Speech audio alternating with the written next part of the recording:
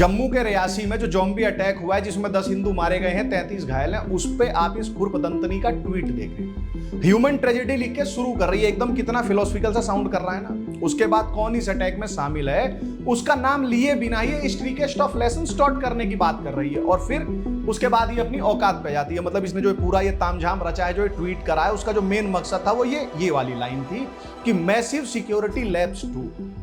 अब इतने से ट्वीट में आप इसका गेम देखिए, ये जिस किताब को मानती है उसी किताब को ये टेररिस्ट जिसने ये ह्यूमन ट्रेजेडी वाला अटैक किया है वो भी मानता है। अगर आप इसके दीन वालों से पूछें कि भैया इसमें जो खुरपदंतनी है और जिसने ये ह्यूमन ट्रेजेडी वाला अटैक किया है, दोनों में से जन्नत जाने के किसके चांसेस ज्यादा हैं, तो वो बताएगा ह्यूमन ट्रेजेडी वाला जो अटैक जिसने किया है उसके ज्यादा है। ठीक। दूसरी बात, ये जिस किताब में ये और जो इसका वो ह्यूमन ट्रेजेडी वाला जो अटैकर है ये मानते हैं, वो काफिर्स को तो ह्यूमन बीइंग मानती नहीं है। तो ये ट्वीट में ह्यूमन ट्रेजेडी लिख के किसके साथ हलतकिया करना चाह रही है? और भाई आप स्ट्रिकेस्ट ऑफ पनिशमेंट या जो लेसन सिखाना चाह रहे हो, भाई वो आप कब तक सिखा पाओगे और कब तक सिखाते रहोगे? भाई बीमारी की जड़ को ट्रीट करोगे नहीं, सिम्टम को ही ट्रीट करोगे तो होली बीमारी ठीक, आदमी मर जाएगा इस बीमारी से, समझ रहे हो? और भाई सिक्योरिटी लैप्स तो होगा ही ना, कैसे नहीं होएगा? आप ये बताओ भाई, ज़ॉम्बी जो है वो कहीं भी कभी भी किसी भी चीज से हमला कर सकता है। भाई यहाँ बंदूक थी, कल को चाकू से मार देगा, वो नहीं मिलेगा, वैन से कुचल देगा, कुछ नहीं मिला, ईंट से मार दे। मतलब देखो, जिसके पास हथौड़ी है वो कील ठोकने के लिए दीवार ढूंढ ही लेगा और बहाना भी खोज लेगा।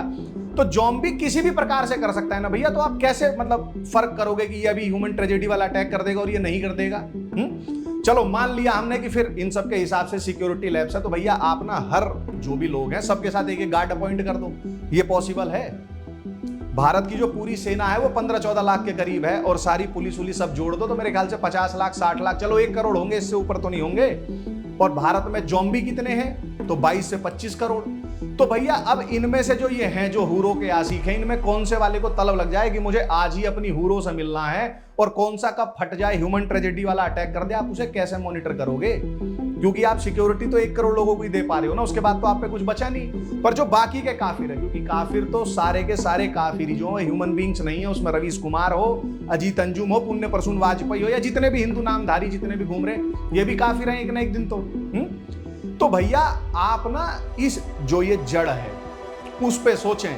तो अब आप सोचेंगे कि भैया ये ज़ॉम्बी अटैक रुकेंगे कैसे? भाई जब आप उस जड़ को ही समाप्त कर दोगे जो इन एक्ट्स को जस्टिफाई करती है, प्रमोट करती है, सेलिब्रेट करती है, और जो ऐसे हमले करते हैं उन्हें एनकरेज करती है। पर फिर ऐसा अगर आप करना छोड़ो, अगर करने की बात करो, तो ये खुरपदंतनी और इसकी जो पूरी टीम है वो इस्लामोफोब कह के अपना आरआर शुरू कर देंगी। पर आखिर कब तक हम इस्लामोफोब कहे जाने के डर से ये सब सहते रहेंगे, यूं ही कीड़े मकोड़ों की तरह जीते रहेंगे और मरते रहेंगे कि पता ही नहीं आदमी तीर्थ यात्रा पे जा रहा है, वहां मर जा रहा है, रेस्टोरेंट में खाने जा रहा है, वहां ब्लास्ट हो जा रहे हैं अल्लाहू अकबर कह के। और मतलब ठीक है, सारे ये सहने को तैयार भी हो जाएं कीड़े मकोड़े का जीवन, पर कुछ तो ऐसे होंगे जिनके अंदर आत्मा जिंदा होगी। इतिहास हमेशा बहुत कम संख्या वालों ने बनाया, आप उठा के देख लें। और मैं आपको एक चीज बता दूं, अपने दिमाग में घुसा लें, we can't live with mad dogs. I repeat, we can't live with mad dogs. कोई कुछ भी कहे,